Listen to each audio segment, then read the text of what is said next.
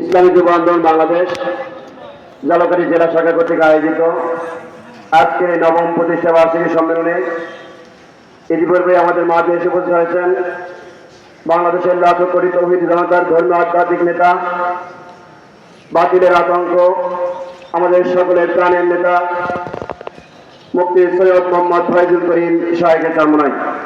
এছাড়াও আজকের মঞ্চে ইসলামী আন্দোলন, ইসলামী যুব আন্দোলন ও সকল সহযোগী সংগঠনের কেন্দ্র, জেলা ও তৃণমূলের নেতৃবৃন্দ সকলকে ইসলামী যুব আন্দোলনের পক্ষ থেকে সংগ্রামী শুভেচ্ছা অভিনন্দন।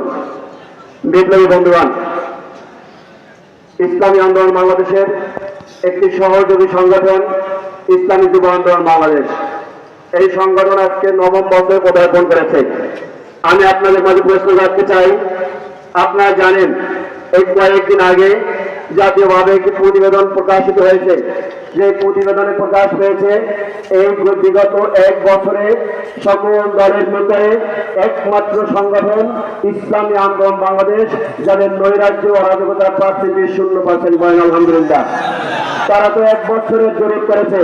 ইসলামী আন্দোলন বাংলাদেশের প্রতিষ্ঠা লগ্ন থেকে আজ পর্যন্ত যদি জরিপ করা হয়, তাহলে বাংলাদেশের সকল রাজনৈতিক দলের ভিতরে সবচেয়ে সুশৃঙ্খল আদর্শ এবং মানবিক সংগঠন ইসলামী আন্দোলন বাংলাদেশের আন্দোলন। আমি আপনাদের মাঝে প্রশ্ন করতে চাই, যে দল মানুষের মাঝে এই পরীক্ষায় পাস করার প্রত্যয় ব্যক্ত করেছে, প্রমাণ দিয়েছে, আমি বিশ্বাস করি আগামী দিনে ইসলামী আন্দোলন বাংলাদেশের কাছে বাংলাদেশ নিরাপদ করবে।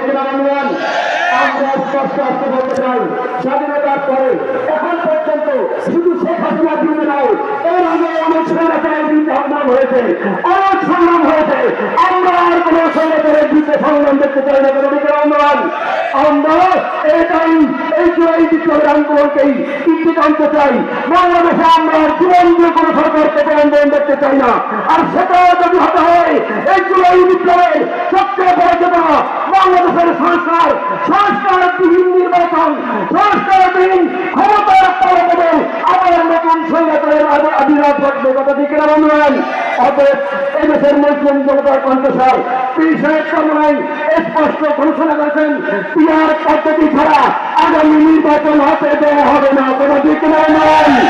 আমরা বলতে চাই, জুলাই ইসলামের সবচেয়ে বড় মহামানব যিনি আমাদের মধ্যে বসে এসেছেন, আপনারা জানান আজকের জামাত ইসলামী আমির সহ সকল বাংলাদেশের নেতারা স্বীকৃতি দিচ্ছে শাহেখের চরমনাই তার নেতৃত্বে তিনি যদি সেদিন রাজপথে না নামতেন, বাংলাদেশের দ্বিতীয় কোন জাতীয় নেতা রাজপথে নেওয়ার কথা ঠিক না বন্ধুগণ? আমাদের সীমায় চলার জীবনের ঝুঁকি মাথায় নিয়ে আপনারা জানেন যেদিন হেলিকপ্টারে পাখির মতো মানুষকে গুলিতে হত্যা করা হয়েছিল, আমাদের শাহেখের চরমনাই সেদিন রাজপথে মিছিল নিয়ে নেমেছে। ঠিক না বন্ধুগণ? আমরা বলতে চাই, আগামী রাজনৈতিক বন্দোবস্ত কি হবে, কোন কথা চলে, আজকের শাহেখের চরমনাই আমাদের মধ্যে ঘোষণা করবেন। আগামী দিনে ইসলামী আন্দোলন বাংলাদেশের ফর্মুলার বাইরে এদেশে কোন রাজনীতি হবে না, হাতে দেওয়া হবে না ইনশাআল্লাহ।